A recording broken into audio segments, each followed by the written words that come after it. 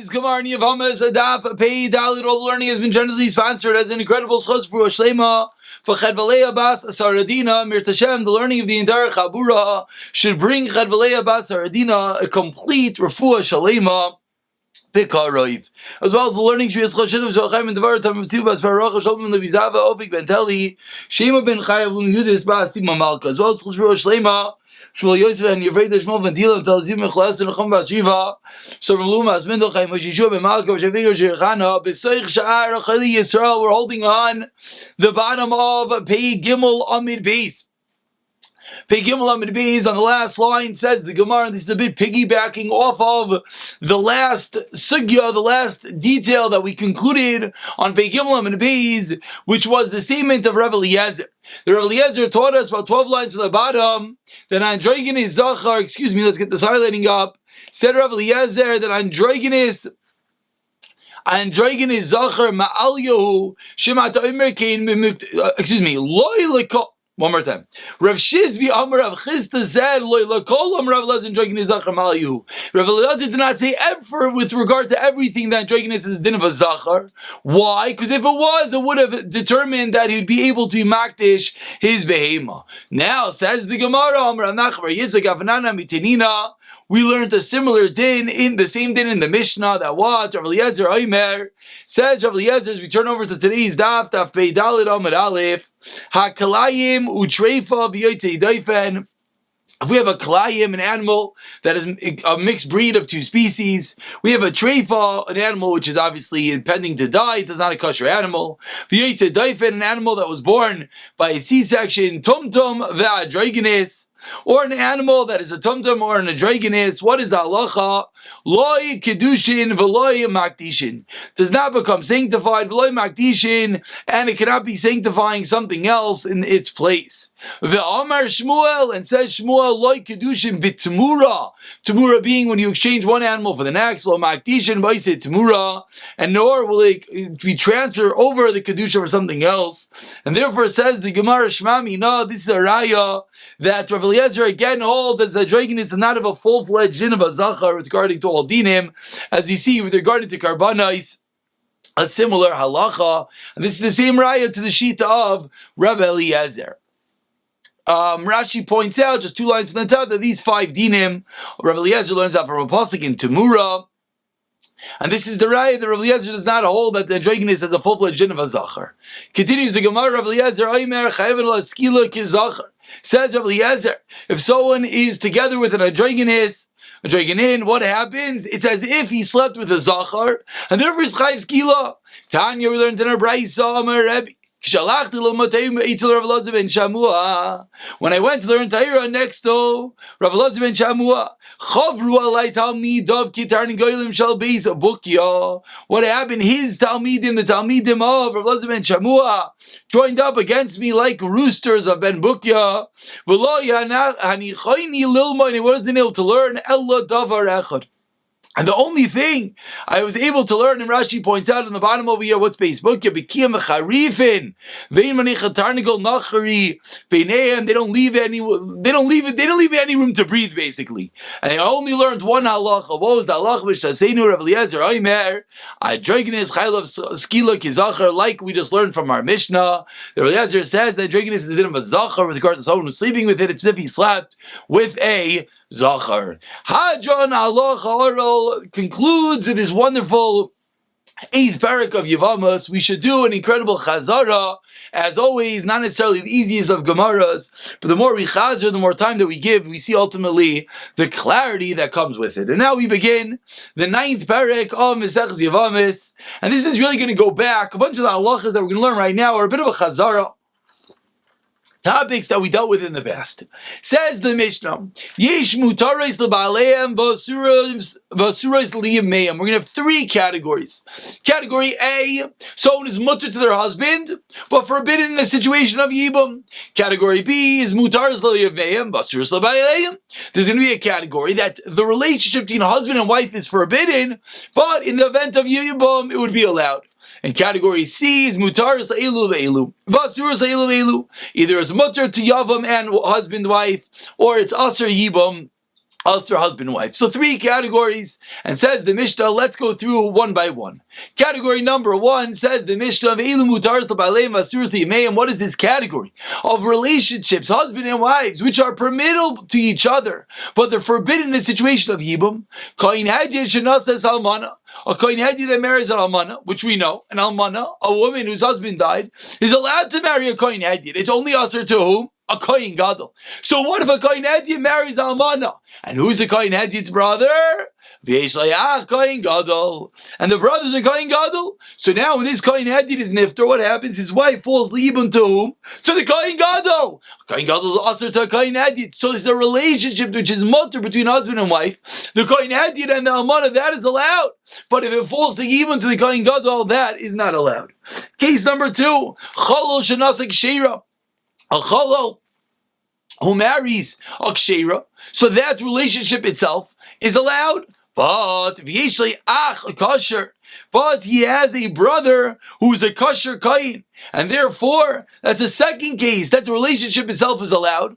But in a situation of yibum, the brother who is a kohen would not be allowed to do yibum to this woman. Why not? Isn't this woman a kshera? Again, a cholol marries a kshera. So why, when the cholol is nifter and the kshera falls to yibum to the brother who's a kohen, is it forbidden?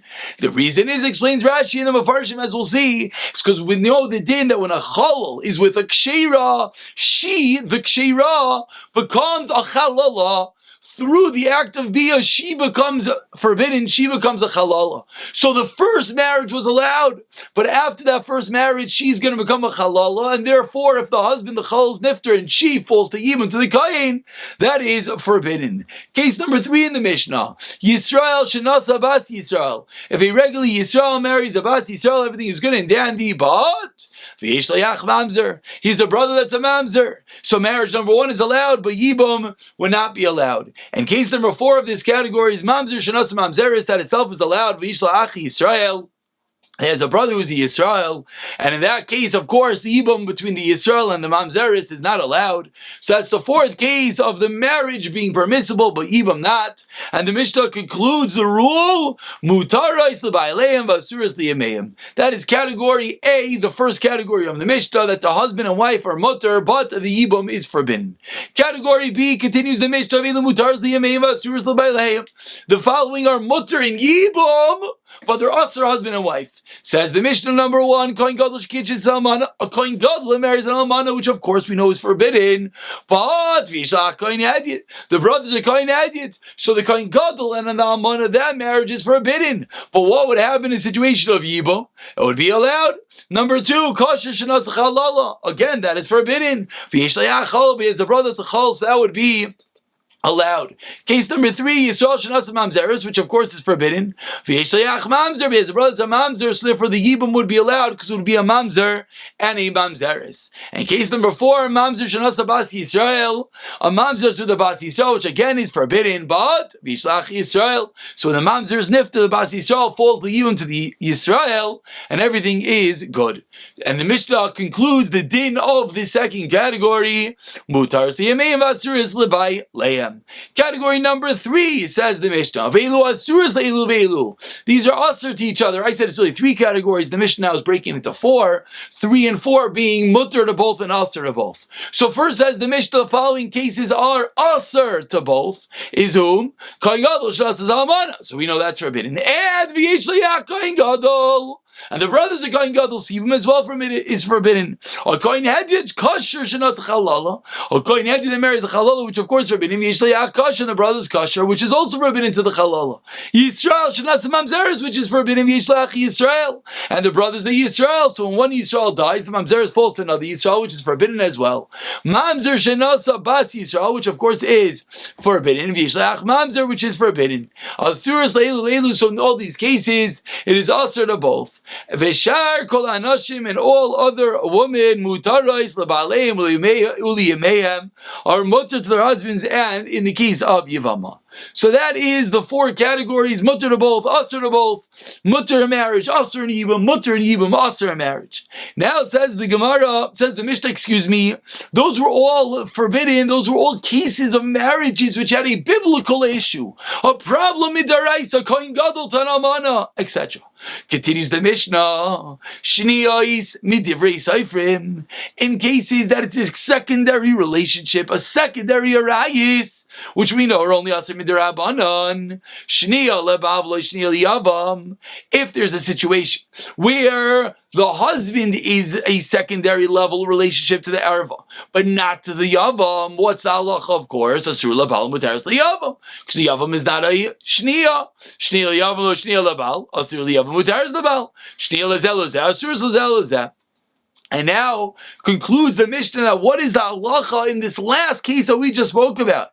When one marries a secondary erva, which is forbidden, what is the status of the ksuba? Says the Mishnah, in lo ksuba v'lo peiros lo mezainos. She does not get a ksuba, she doesn't get supported peiros, she doesn't get mezainos. V'lo bloi, she does not get worn out garments. V'avlad kosher. But the child born from a shniya, a secondary erva relationship, is going to be kosher. But we force the husband to divorce her. And concludes the Mishnah that in the previous cases, in the first part of the Mishnah, we can break up the Mishnah really into Isurim Daraisa, Isurim Darabanan. And within Isurim Daraisa, there were four ways of cutting that pie. It was mutter to both, asr to both, mutter liyibam, asr to marriage, asr to yibam. And then part B was all the cases Darabanan. So when it came to all the dinim Darabanan, there was no ksuba, there was no peiros, there was no blois, etc. Now says the Mishnah on part A of the Mishnah, almana l'kohen gadol gusha v'chalutza l'kohen adyet mamzeres u'nesin l'yisab b'Yisrael mamzer u'nesin, which are all forbidden relationships on the daraisa level. Says the Mishnah, yesh lahen ksuba, they get the ksuba in the event of divorce or death. Continues the Gemara, or I should say begins the Gemara with a simple question. My Arya Datani Nasa Lisni Kiddush. What is the reason when the Mishnah began? The first case of the Mishnah was what? A kohen hadiyit shenasa es almana. The word nasa we know hones in on nisuin. Ask the Gemara, why did the Mishnah give us a case of Nisuin? Why not list a case of Kiddushin? And maybe you'll say, you know what the reason is? When the Kohen Gadol is married to the Kohen Hadiyit, and they did Nisuin, and then the Kohen Hadiyit dies, and the Almana falls even to the Kohen Gadol, what's the halacha? The Kohen Gadol to this Almana is forbidden via an asay, and say. Then number one, the Kohen Gadol has to only marry a Besula, and number two, he's not allowed to marry an Almana. And this woman, if she did Nisuin to the previous husband, the Kohen Hadiyit, so that means she's both a Ba'ula, she had relationships, and she's an Almana. So there's an Asay and a Loisasay forbidding the Kohen Gadol from doing Yibum. Avol Kiddush, but what would have happened if the original Kohen Hadiyit to the Almana was only Kiddushin? Then the Kohen Hadiyit dies, and this woman falls Liyibum to the Kohen Gadol. I would think perhaps the Asay of Yibum should be Daiche, the Loisasay of an Almana to a Kohen Gadol.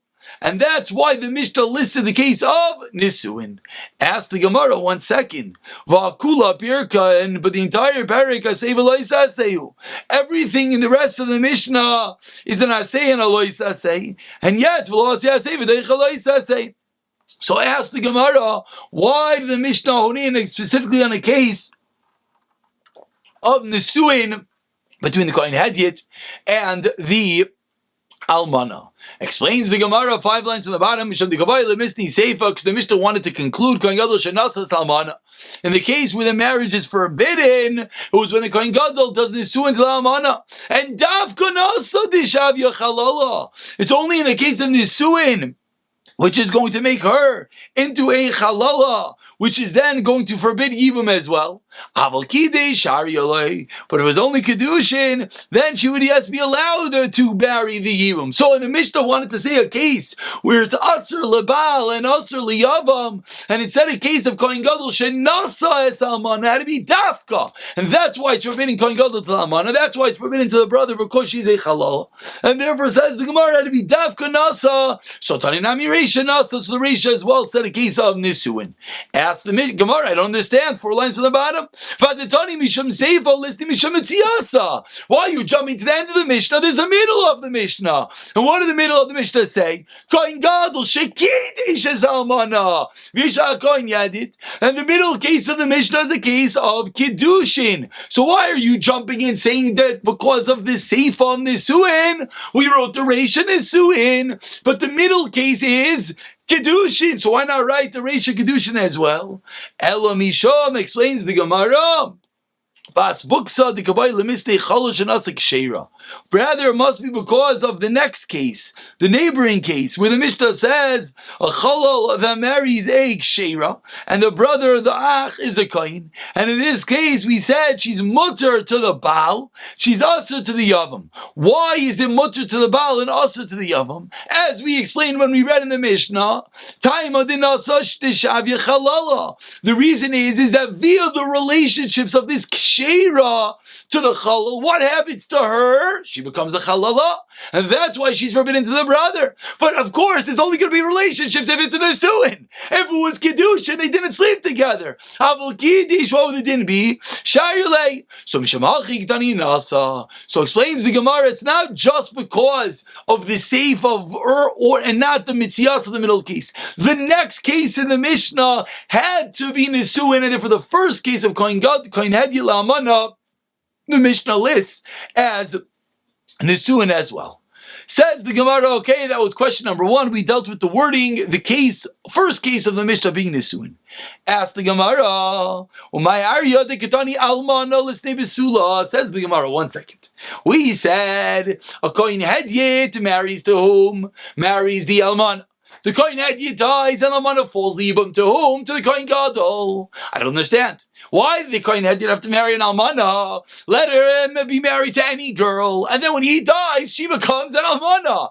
Why do we have to have a case that she was already an almana? Let her be a regular Yisrael, never married, marries a kohen hadiyah, everything is good and dandy. When the kohen hadiyah dies, she becomes an almana and falls libum to the kohen gadol, thereby causing an issue. Explains the Gemara as we turn over to perhaps you're going to suggest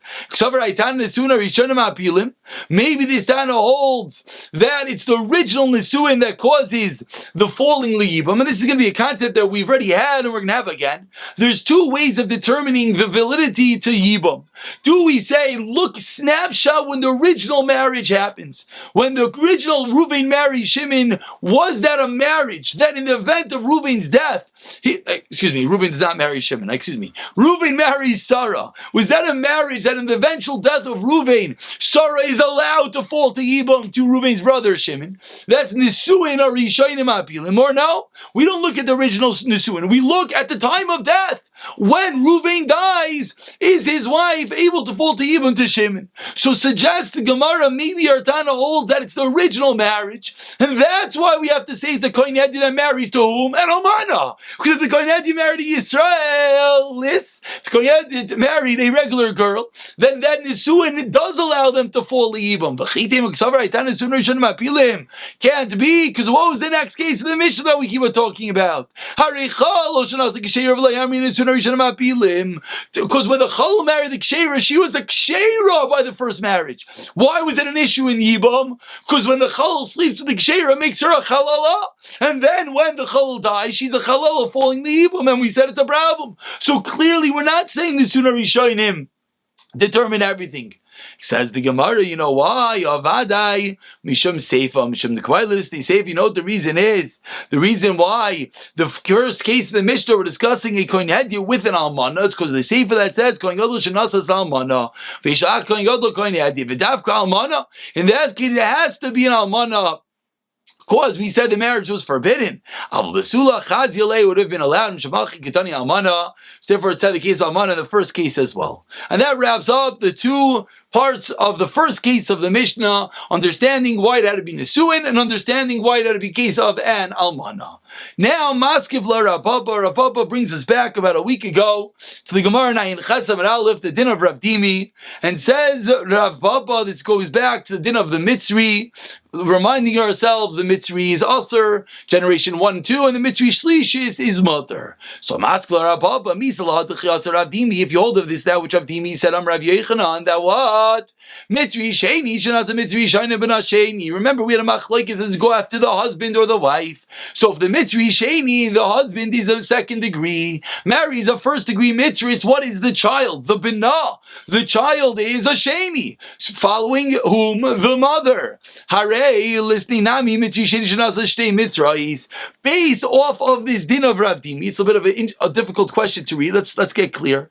Based off the din of Rav Dimi, that when a Mitzri Sheni marries a Mitzvah's Rishayna, the child is a Sheni. There's another case our Mishnah could have listed as follows. Mitzri Sheni. Again, listening Nami Mitzri Sheni Shanasa Shtei Mitzrais. A Mitzri Sheni marries two Egyptian women, whom are Achas Rishayna v'Achas Shniya. One is a Rishayna, one is a Shniya. Vayloi banim Rishayna u'Shniya. And they have children from the first and the second. From the first, it's going to create a Shlishis. From the second, it's going to create a Sheni. The Shlishis is going to be Mutter. The Sheni is going to be forbidden. So if the two sons married there in the normal way, the son that came from the Sheni married a Mitzris who was also a Sheni, while the son that was the Shlishi married a regular woman who is Mutter. Mutars l'bayleihem v'asuras liyameim. So now I understand. The marriage itself is allowed. Why? Because a Sheni can marry a Sheni. The marriage itself is allowed because a Shlishis can marry anyone in Klal Yisrael. But in Yibum, it's forbidden. Because in Yibum, what happens when the Shlishi dies? He's married to the Yisrael, a regular full-fledged Jewess, and then she falls leibim to whom? To Mitzri Sheni. That's forbidden. So based off of the din of Rav Dimi, what should we have said?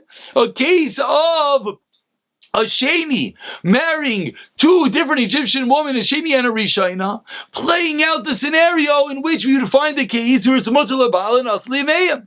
V'yebich Nasiv, and if they marry the other way, that the Shlishi married the Sheni and the Sheni married the Rishayna, Sheni married. If it married the other way, that the Sheni married a regular woman, which is forbidden, and the Shlishis married the Sheni, which is allowed, Mutara, which should marry the Sheni, which is forbidden. Again, a Shlishis is only allowed to marry the Klal Yisrael because they're now kosher. After 3 generations, the Mitzri is now kosher to marry Klal Yisrael. So the Shlishis married the Sheni, which is forbidden, and the Sheni married a regular Yisraelis, which is forbidden. But what happens then? Mutaris liyameva surus l'bayleim. The marriage is forbidden, but in the event of Yibum, play it out. What happens? Now, what do we have? We have the regular Yisrael falling to the Shlishis, which is allowed, and you have the Sheni falling to the Sheni, which is allowed. So be asla by leim. And then mutars leilu. What would that case be? Gyaris. That would be the case of a Gyaris and asur zeilu islandis. So says the Gemara, according to Rav Dimi, we would have had another way of learning these 4 categories in our Mishnah. Explains the Gemara, you're right. Tana Vishayr, as we've seen many times, explains the Gemara that Tana left out certain cases in the Mishnah. And as always, asks the Gemara, my Shayr, the high Shayr, what else was left out? Shayr Petzua Daka. We left out a case of a Petzua Daka, which is Aser. So what do we see? We see that the Tana did not list all the cases. Ask the Gemara, about 15 lines down, the first word line is E. Ask the Gemara if the only case that was left out is the Psua Daka, Lav Shira. It's not called leaving it out. Why? Because the Mishnah only listed examples of lavin, meaning the kohen that married the almana, etc., and that considers all cases of lavin. A kohen marrying an almana is similar to the psua daka, so wouldn't have to explain the psua daka because it's included in the umbrella of the kohen and the almana. Explains the Gemara, Atu chayv elavim milo ketani. Is that true what you're saying? Did the Brisa not say, or did the Mishnah not say chayv elavim v'adar tani, and then say it again? For ketani, but the Mishnah said kohen edish shnas almana, which is a lav, v'chalul shnas ksheira, which is a lav. So once the Mishnah listed 2 cases of lavim, why didn't it list our case of tzuadaka? Must be left it out. Once we leave out one, it left out this other case of the Mitzri Sheni marrying 2 Mitzri Yois. Says the Gemara, no, it's not a raya. The Mishnah had to list those 2 cases, each of something else. The Rav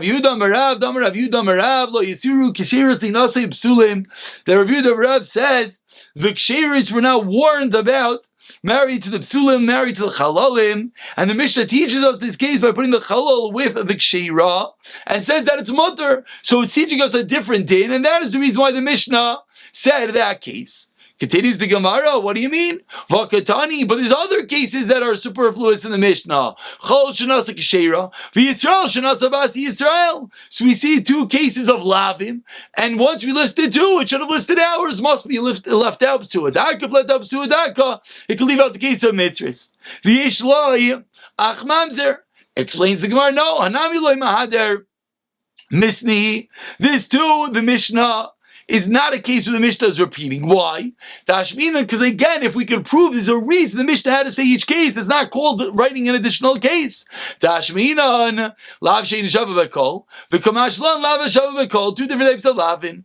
Says the Gemara, 1 second. Hakatani Yisrael shenas mamzeres v'yishlach Yisrael, u'mam shenas mamzeres v'yishlach Yisrael. So we see that it listed 2 cases of lavin.